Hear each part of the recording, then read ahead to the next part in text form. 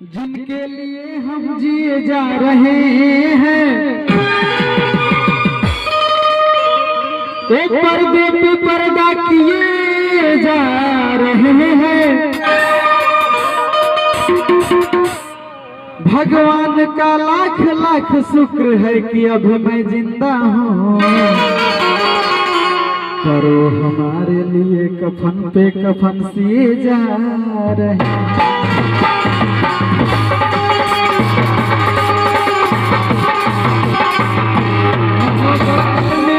हर बात समझ लेते हैं और सपनों में भी मिले तो उसी मुलाकात समझ लेते हैं। और वो आसमां भी रोता है जमी के लिए,